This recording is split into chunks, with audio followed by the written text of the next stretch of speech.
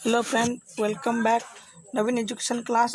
आज डे 4 में हम पास्ट टाइम के बारे में पढ़ाई करेंगे और फ्यूचर टाइम के बारे में पढ़ाई करेंगे कि पास्ट टाइम में हम कौन कौन सी वर्ब यूज कर सकते हैं और फ्यूचर टाइम में हम कौन कौन सी वर्ब यूज कर सकते हैं। तो चलिए बिना देर के वीडियो को शुरू करते हैं। Basic English day 4। तो दोस्तों, पास्ट टाइम में हम क्या क्या यूज कर सकते हैं। पास्ट टाइम में हम सब्जेक्ट यूज कर सकते हैं। सब्जेक्ट के बाद हम वॉच और वेयर, ये दो वर्ब यूज कर सकते हैं।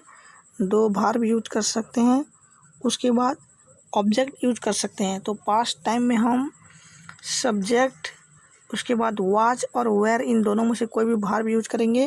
उसके बाद ऑब्जेक्ट यूज करेंगे। तो दोस्तों, पास्ट टाइम में हम वॉच कहाँ कहाँ पे यूज कर सकते हैं। जब सेंटेंस में आई सब्जेक्ट होगा, ही सब्जेक्ट होगा, ही मतलब यहाँ पे पुरुषों के लिए ही, और SH सी यहाँ पे महिला के लिए सी। ईट यानी कि किसी वस्तु, किसी पशु से लेके जुड़े संबंधों पे हम ईट लगाते हैं। और नेम, एक नेम में हम वॉच यूज करेंगे। तो वॉच वर्ब हमें कहाँ कहाँ यूज करना है। आई में, ही में, सी, ईट, और एक नाम में हमें वॉच यूज करना है। और वेयर कहाँ पे यूज करना है।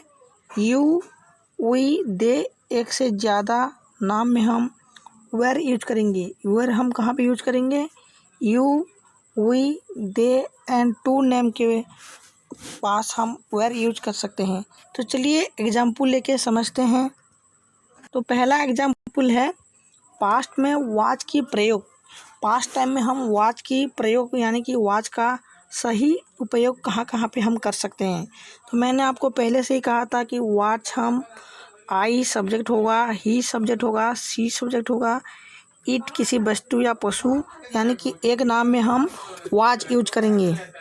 तो आइए एक एग्जाम्पल लेके समझते हैं कि पास्ट में हम वॉच कहाँ पे यूज कर सकते हैं। तो दोस्तों, चलिए एग्जाम्पल लेके देखते हैं कि पास्ट में वॉच की प्रयोग कैसे करें। दोस्तों, यहाँ पे पहला एग्जाम्पल है वह व्यस्त था। इसको इंग्लिश में बोलेंगे ही वॉज बिजी। वह व्यस्त था, ही वॉज बिजी। मतलब आप किसी व्यक्ति को बोल रहे हैं कि वो व्यस्त था, वो पहले व्यस्त था, अभी व्यस्त नहीं है।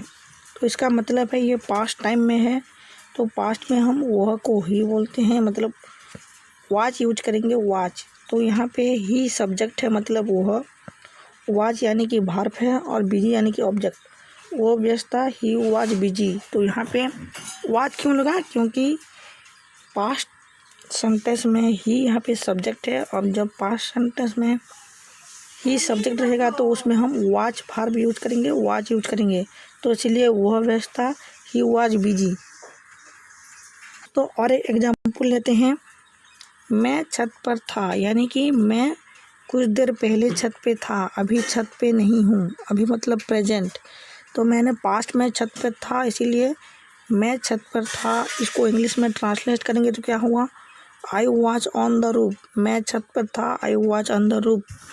तो यानी कि मैं यहाँ पे सब्जेक्ट है, वॉच यानी कि वर्ब, ऑन द रूफ यानी कि ऑब्जेक्ट। तो मैंने कहा था कि पास्ट टाइम में आई जब सब्जेक्ट होगा तो हम उसमें वॉच यूज करेंगे, क्योंकि प्रेजेंट में आई होगा तो हम एम यूज करते हैं। अगर पास्ट में आई यूज हुआ तो हम वॉच यूज करते हैं। मैं छत पर था, I watch on the roof.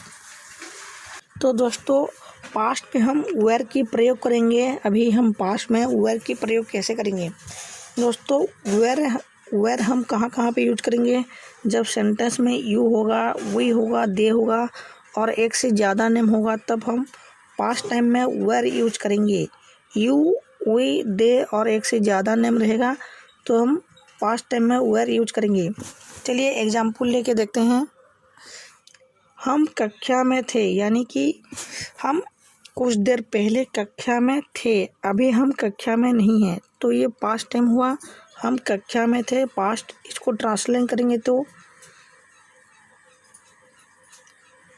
हम कक्षा में थे, यानी कि we were in the class. Sorry, यहाँ पे ही लिख दिया है, यहाँ पे होगा we were in the class. यहाँ पे वी है तो we were in the class, यहाँ पे हम कक्षा में थे, इसीलिए पास्ट में हम वेर की प्रयोग किया। तो दोस्तों, अभी हम फ्यूचर टाइम के बारे में पढ़ाई करेंगे। तो फ्यूचर टाइम में हम पहले सब्जेक्ट, उसके बाद हम फ्यूचर में विल भी यूज करेंगे। फ्यूचर में हमें वॉच यूज नहीं करना है, वेयर यूज नहीं करना है। तो फ्यूचर में हमें सिर्फ विल भी यूज करना है, उसके बाद ऑब्जेक्ट यूज करना है। तो फ्यूचर टाइम में हमें पहले सब्जेक्ट यूज करना है, उसके बाद विल भी वर्ब होता है और ऑब्जेक्ट यूज करना है। तो चलिए एग्जाम्पल लेके समझते हैं। पहला एग्जाम्पल है, वो तुम्हारे दोस्त होंगे। दोस्तों, वो तुम्हारे दोस्त होंगे। आप एक अपने फ्रेंड को बोल रहे हो कि देखो वो तुम्हारे दोस्त होंगे। वो अभी तुम्हारे दोस्त हैं कि नहीं है हमें नहीं पता, या कि वो पास्ट में तुम्हारे दोस्त थे कि नहीं थे हमें नहीं पता। सिर्फ हमें इतना पता है कि हमने उनको दूर से देखा और बोल रहे हैं कि वो तुम्हारे दोस्त होंगे। शायद वो तुम्हारे दोस्त होंगे, फ्यूचर में होंगे। तो ये फ्यूचर टाइम है।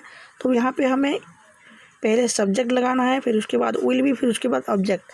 तो सब्जेक्ट हो गया यहाँ पे ही, उसके बाद विल भी यूज करेंगे, ही विल भी, उसके बाद ऑब्जेक्ट योर फ्रेंड, वो तुम्हारे दोस्त होंगे। He will be your friend, क्योंकि हमने कहा था कि फ्यूचर टाइम में हम विल बी का यूज करेंगे सब्जेक्ट के बाद। तो यहाँ पे सब्जेक्ट है वो तुम्हारे दोस्त होंगे। तो वो तुम्हारे दोस्त होंगे मतलब फ्यूचर में होंगे। तो वो तुम्हारे दोस्त होंगे, इसका मतलब हो गया he will be your friend. He will be your friend, यहाँ पे हम फ्यूचर में विल बी यूज किया है।